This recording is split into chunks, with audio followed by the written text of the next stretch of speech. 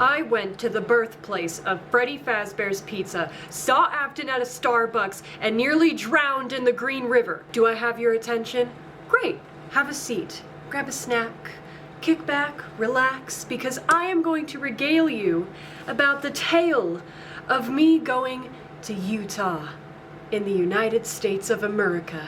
If you don't know, I just got back on the 30th of July, which is actually, June.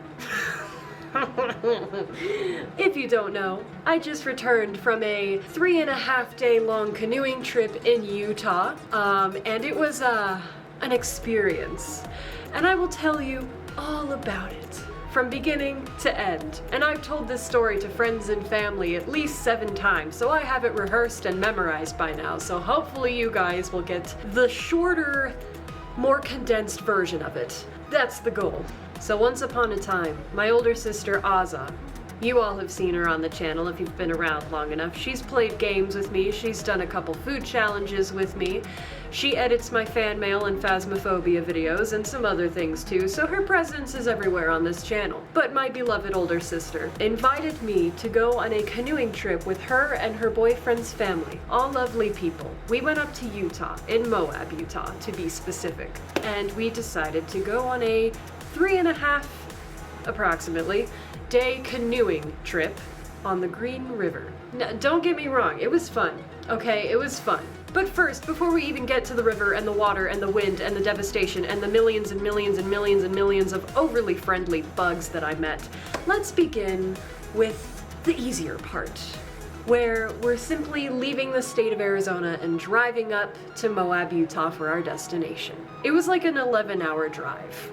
It was a long drive. Also, try to keep up because I have the attention span of a goldfish, so me regaling people with stories is very back and forth and all over the place, so do your best, and I'll do mine.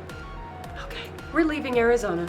I've got my dry bag full of my clothes and all of my necessities, and then I have a camel backpack, which is basically a backpack with a big water bladder in it and a little straw that comes down that you can like straight out of. In fact, I condensed all of my things for a 4-day trip into only 2 bags, and that's considering like a change of clothes for every day because you're on the river, and you know, food and other necessities for like your hygiene and everything, because if you're paddling for 3.5 days, you're gonna get stinky.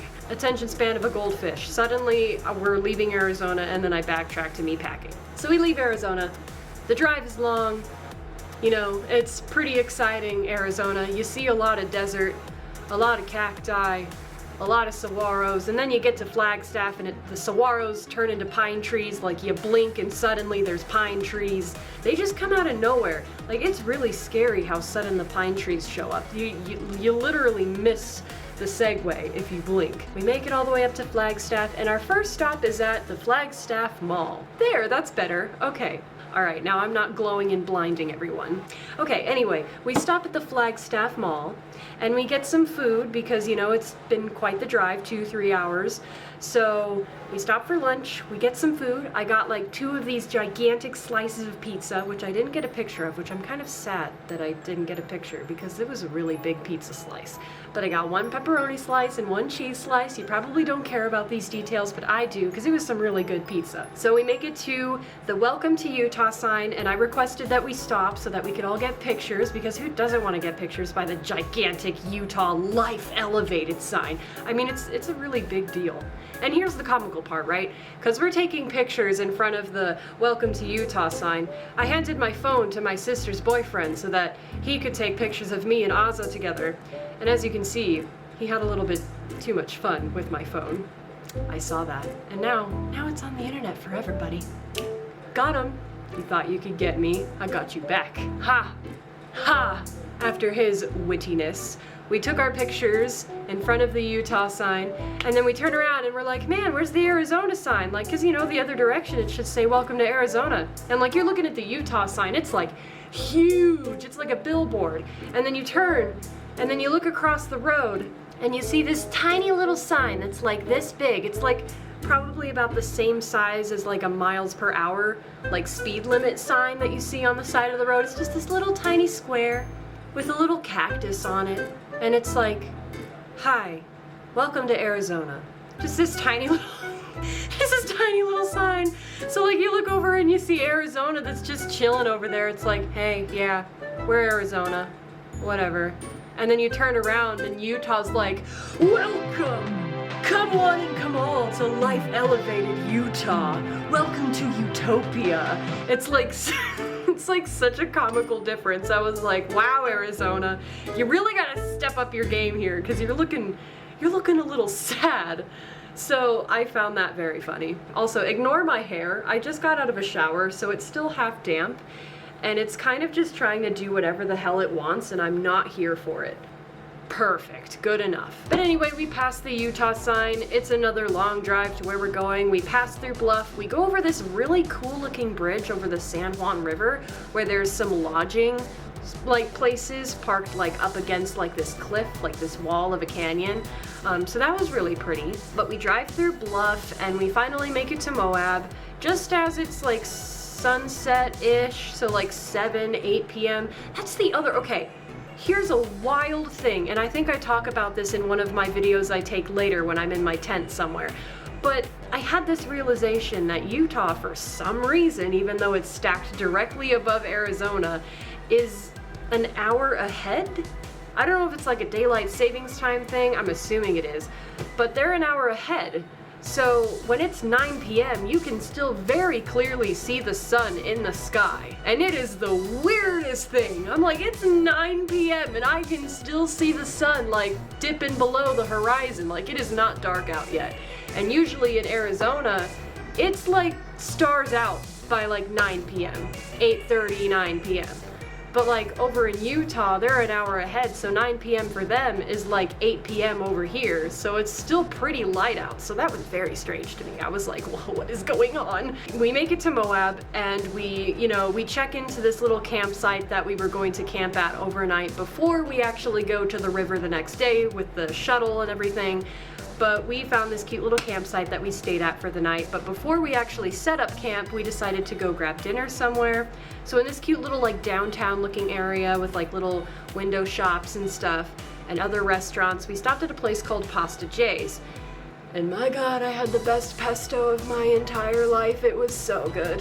So we all had Italian food for dinner. The garlic bread was also very nice. I got an annoying video of everyone at the table. It was a good time.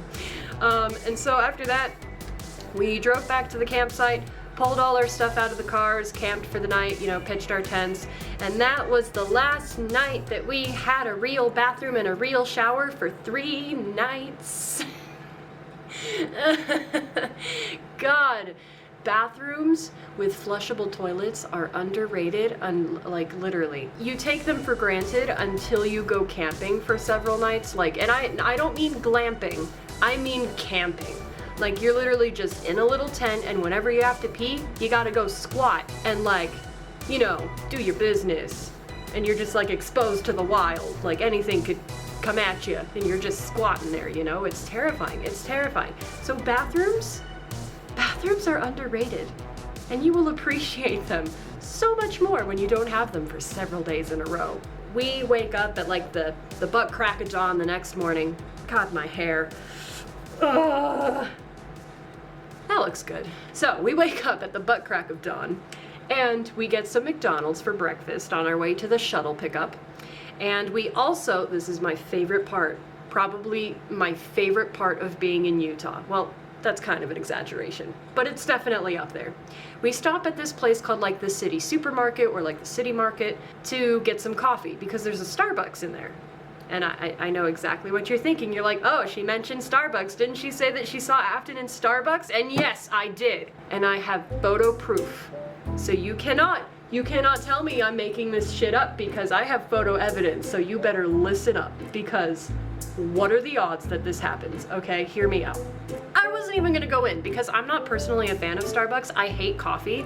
I am not a coffee person. I mean, I know Starbucks has other things besides coffee, but like I wasn't really in the mood. Like, I'm not a morning person, so I wasn't hungry, and I was already forcing myself to eat a bacon, egg, cheese McGriddle from McDonald's, so I was already feeling kind of nauseous from my, like, morning reflux, because I don't eat in the morning, which is terrible, I know, but I'm not a morning person.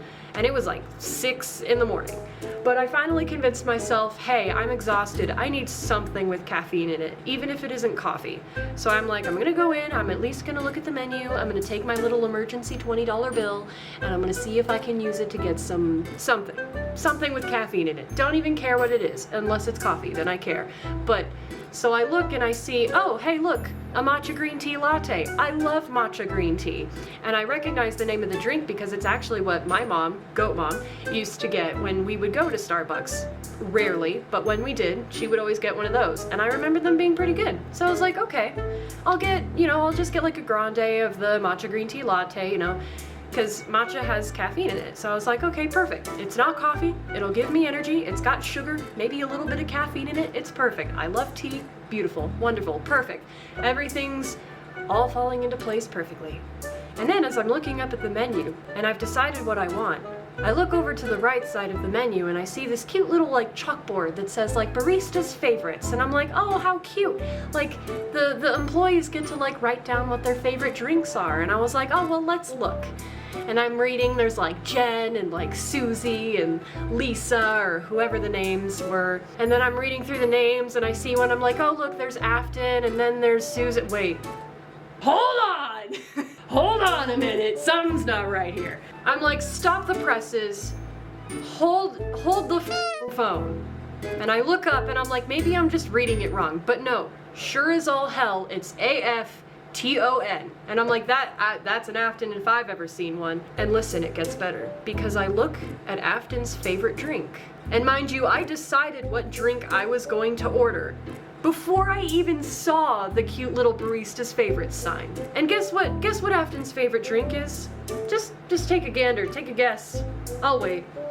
Just take a guess. Place it in the comments right now. Comment right now what you think Afton's favorite Starbucks drink is. You tell me. Are your guesses in? Good. Okay. Afton's favorite Starbucks drink is a matcha green tea latte. Done. My Utah experience is complete. Done, I'm out. I don't even need to canoe anymore. That's it. I'm sorry, but what are the odds that in that singular Starbucks, in the middle of a city market, in Utah, of all states of the United States, there is an Afton that works there who likes the same drink that I just ordered? What are the odds? And I have pictures. I have evidence. What an introduction to Utah, like my first official real day there. That's the first thing I wake up to. So anyway, after that, I'm enjoying my drink. We go to the shuttle place, which is called Texas Riverways, not to be confused with Texas Riverways. It's belonging to Tex. And we're unloading all of our stuff. Eventually the shuttle arrives. We're given the legal spiel about what to do and what not to do, what to do in case of an emergency. We're warned about the wind. The wind. But we're warned about, you know, everything. They go through all the legal stuff, mamba jamba, you know, all that crap, so that they're not liable for our deaths. Simple enough, right? We get onto the shuttle, which is this weird, like, 10-seater kidnapper-looking van. And we have this giant, like, hitch trailer on the back of the van that has like canoes stacked on it with all of our stuff in the actual like trailer bin part of it. And I will tell you what, one of the cool things about Utah, which is kind of similar to Arizona, but I feel like Arizona isn't as serious about their trains, but Utah is full of trains. Like packed to the brim full of trains. Like you look left and you look right, there's a train. Doesn't even matter where you are. I mean, technically we were only in Bluff and Moab, but even just in those two cities, there were trains everywhere. Like you look up, there's a train in the sky. You look down, there's a train in the ground. You look left, there's a train in the mountain. You look right, there's a train beside the highway. You like everywhere you look, everywhere you go, there's a train. You cannot escape the trains. The trains are everywhere. Live your best train life, Utah. But there were a lot of trains. So on the drive up to the Green River, like obviously lots of train. But I got a video of this one, like, I'm assuming it was carrying like coal or something, because all of the train cars were the same. and it looked like it was loaded with something black, so I'm assuming like coal or charcoal or something like that. It was the longest train I had ever seen. Like, if you count the cars, I think there's like at least 30? I don't know, I can't keep track whenever I try to count when I watch the video back, but I'll play the video for you now so that you can see just how freaking long this train is. Like, it's long! Like, it just kept going and going and going and going and going, and then finally you get to the end. But like, that was the longest train I had ever seen in my entire life. And I've seen some pretty long trains, because here in Arizona we have trains of our own, but I had never seen one that long. Like, that was crazy. So that was really cool to see on the way to the river. But we make it off of like this freeway where it's like actual paved road, and we turn off left into this dirt road. And I'm thinking, cool, like we're on a dirt road now in the desert. We're probably maybe like 10 minutes away from the Green River. Awesome, because we had already been on the road for like 45 minutes to an hour, and the shuttle driver said, like a little over an hour. So we were like, oh, cool, nice. The dirt road lasted a lot longer than 10 minutes. And might I add that as soon as we turned onto this dirt road, the entire shuttle van is going like this. Like, we're rattling back and forth. The whole van is like shaking. We're all going around like this. Like, the canoes on the back are strapped in, thank God, but like, we're all just like bumping off of each other. The inside of the van sounds and looks like it's gonna rattle apart. And we're going, I don't know, 5 miles per hour over these little pebbles.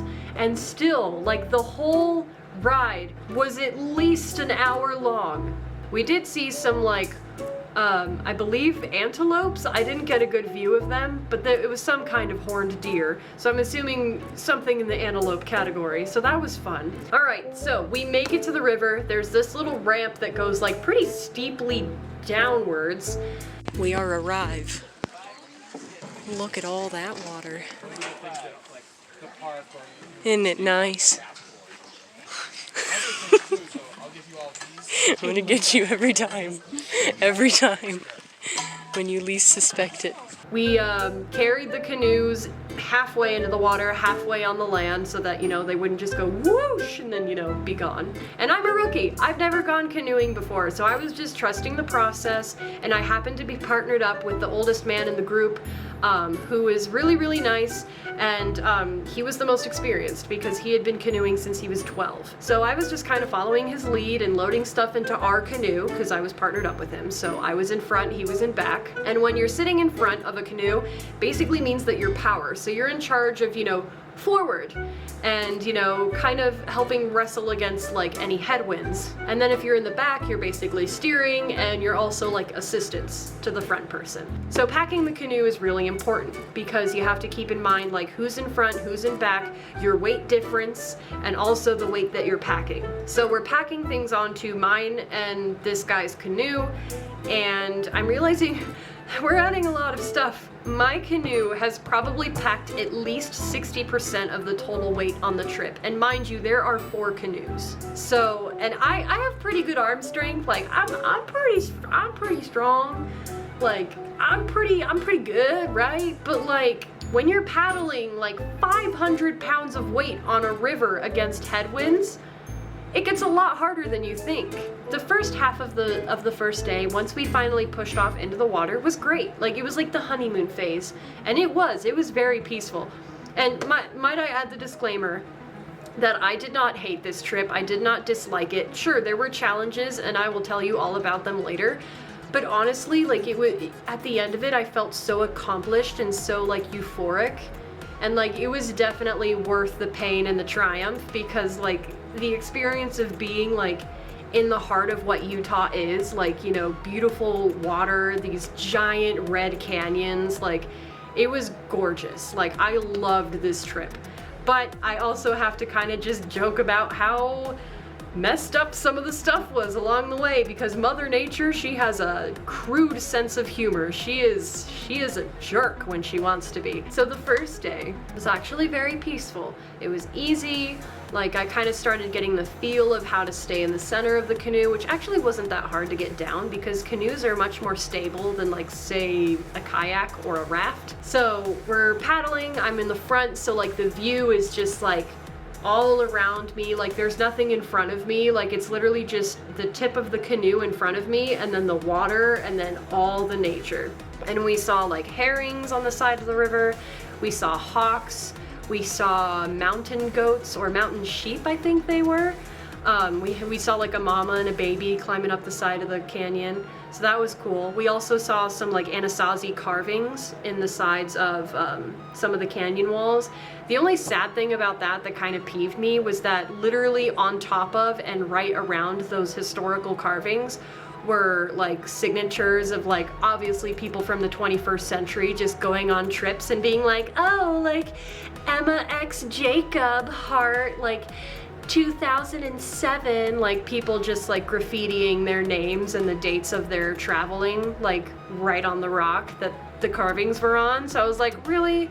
Like, why do you gotta deface things like that? That's just rude. So each day we were probably on the river for 4 to 5 hours on average at a time. Mind you, we would pull over like a couple hours in every day for like a snack break for lunch.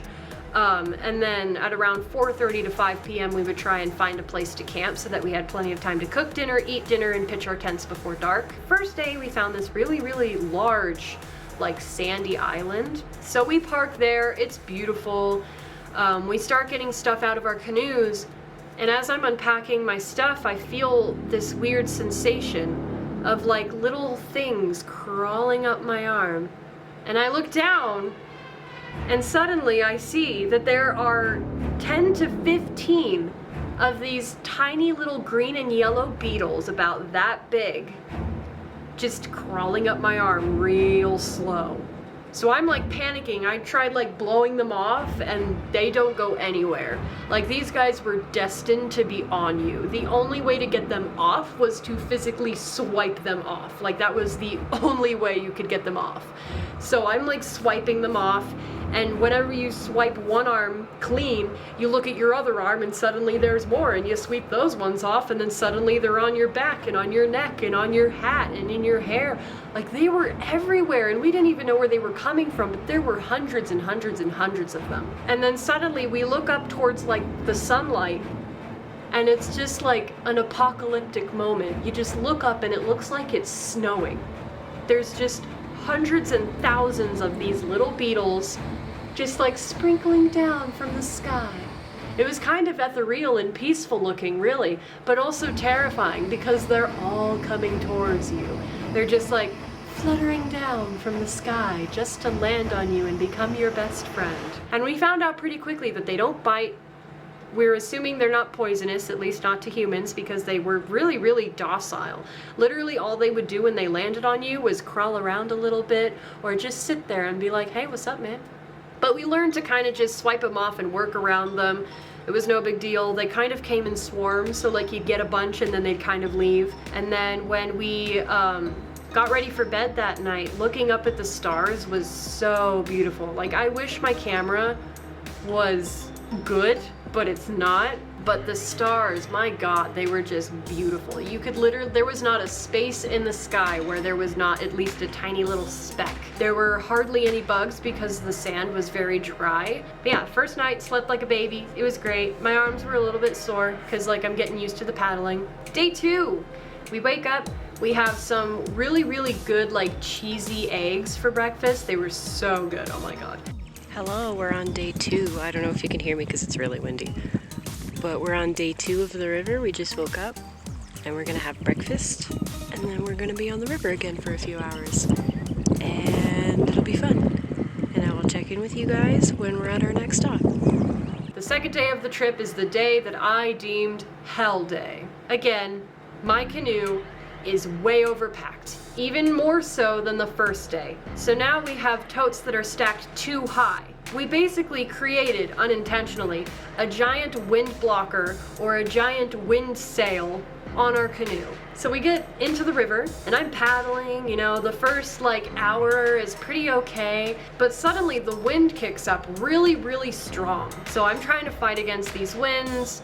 The boat starts kind of, you know, going tilty like, it's kind of like we're on a teeter-totter. And so we just kind of sit there and we let the wind kind of just carry us in a 360 about twice. And we had to cover 10 to 15 miles a day in order to be on track for our pickup at Mineral Bottom on the 3rd day, or 4th day technically, 4th morning. Fighting against the wind was probably the hardest part of the entire trip. But we find this beach, so it's not a middle island, it's on the side, so it's directly connected to like this row of green trees and like all this brush, and then it goes straight into the desert. There's still water, which means mosquitoes and other nasty bugs. And then we see a giant cougar footprints. And I'm not like an animal print analysis person, I'm not a professional, but it looked recent to me because there was still water in it and it looked squishy because the mud was wet. So it had happened that day at least. And might I add, we have a lot of food packed with us. We have raw chicken that's frozen. We have basically ready to make meals packed in our coolers. I'm like in the back of my mind kind of sort of worrying just a little bit. Once we started setting stuff up on the beach, I start hearing this sound that very closely to me sounds like the cry of a cub. And it just keeps happening over and over and over again, really consistently. So like me and Ozza kind of looked at each other and we were like, half joking like, that kind of sounds like a cub, ha ha ha. And then like me over here in the corner, I'm like, oh goddamn, we're gonna die. Right as one of the meows is starting, it like shifts into this like chirping sound, and then it's just chirping for the rest of the time. So we deduced that the sound was actually just being replicated by a mockingbird. As relieving as that was to know that there wasn't actually a cub literally right behind the trees, still, if that bird was happening to be copying the sound of a cub, that still means that there was a cub nearby that beach that day. But I kind of pushed the thought to the back of my head. We go on about our day. I take my first river bath, which was actually really, really fun. And then these little minnows, they try to get like in between your toes and they're just like, like they just violently wiggle in between your toes, and it is the most invasive thing. You know how I was talking about how like dry sand, not so many bugs? But this beach was all damp sand. So you had ants, beetles, crickets the size of the palm of your hand that were colored brown like cockroaches, so they were really nasty looking, and it was impossible to keep them out of your tent at night. So I ended up sleeping with probably 10 to 20 different kinds of beetles in my tent, with also the weird looming premonition or this weird looming feeling that a mountain lion was going to come and attack our camp at any given moment in the middle of the night.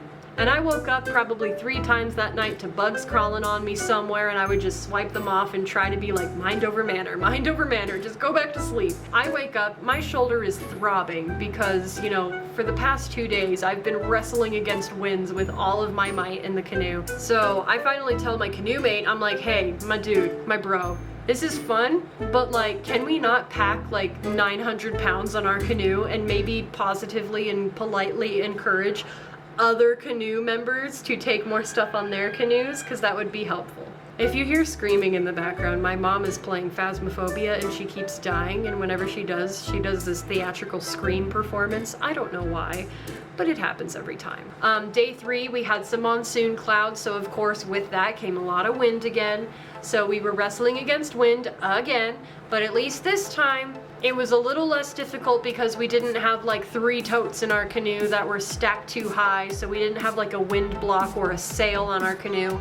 I mean, at that point, I was so sore and exhausted that it was kind of like the equivalent amount of work just to keep us going forward.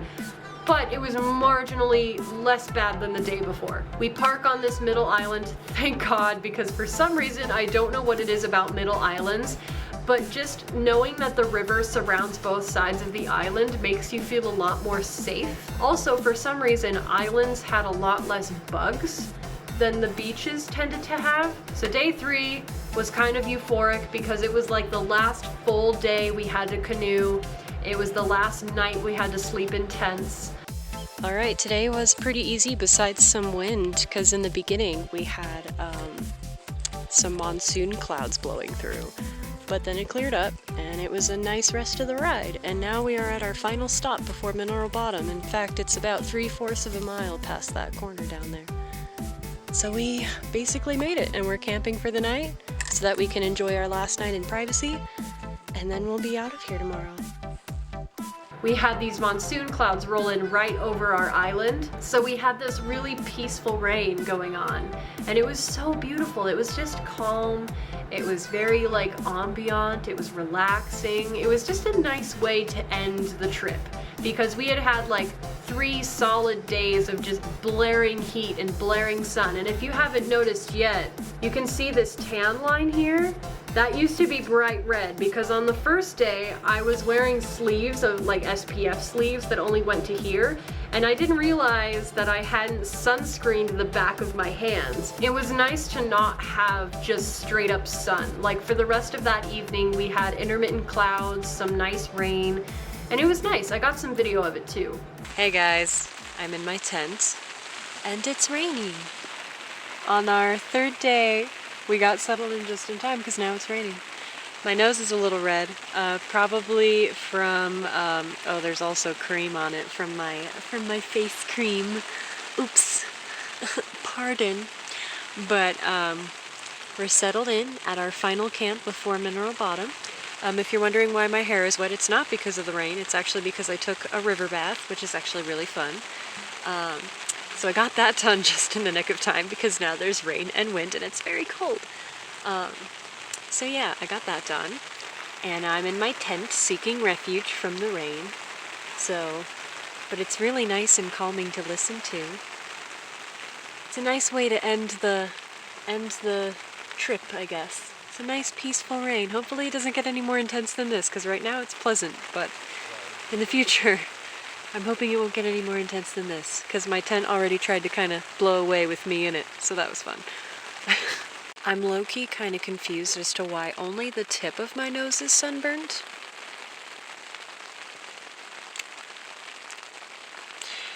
Whack. Very whack. So that was really pleasant. We had these really yummy chicken fajitas that Azza and her boyfriend made. Technically, the 3rd morning I helped make like blueberry chocolate chip pancakes. The next morning was our final morning. Our shuttle pickup was at Mineral Bottom, scheduled for 11 a.m. We originally thought, upon camping on the 3rd day, that we had made it to the landing strip. There's like this landmark. There's like a landing strip for like airplanes to come and land that kind of help like crop and seed the alfalfa farm place. There's crops near Mineral Bottom. There's like properties that like grow crops and stuff. So there's a landing strip for like airplanes, and that usually indicates that you're less than a mile away from Mineral Bottom. So we originally thought that we were camping right in front of the landing strip, and you'll see me point to it in that video of the island. But we were wrong. So the next morning we actually had around 4 miles to go, if I had to guess, maybe less. So it was a little bit longer. It was more like over an hour of a canoe trip, but we made it to Mineral Bottom and we pulled in, we hop in the shuttle, we pack all of our stuff in, and we're ready to go. And this is the nightmare ride. Well, it didn't even cover that actually we got pictures in front of the Mineral Bottom sign. We were like, yay, we made it, it's so fun. So again, similarly to the drive in on that dirt road, going out was actually somehow worse. Instead of kind of just vibrating, which we were still doing a lot, it was more like the entire van was going like this. And again, we're only going maybe 5-7 miles per hour maximum, but still that's fast enough that whenever a tire would hit one of these rocks or hard spots in the sand or the dirt, it would send the van like tipping and like going back and forth. We pull up, and in the distance, as we're driving up the switchbacks, you just see this pile of the remnants of cars that have just fallen and like tumbled off of the side of the cliff. And they're like smashed by rocks, they're rusted. Clearly people have died here. And literally just as we're seeing it, the shuttle driver just ever so casually is like, oh yeah, that's called like Dead Man's Corner. You know, cars go like tumbling off the edge like every year. And I'm just in here like, white knuckling the seat like, oh my god. We make it out of there. We make it out of there safely. We're back on actual paved road, and we drive back to Texas Riverways where we unpack our stuff from the shuttle, repack into the cars, and then we start the drive back to Arizona, where on the way back we stop at the same city market so that I can get a picture of the Afton sign with the matcha green tea latte. And I also ordered another matcha green tea latte because they're actually really good. And we made it all the way home at about like midnight that night.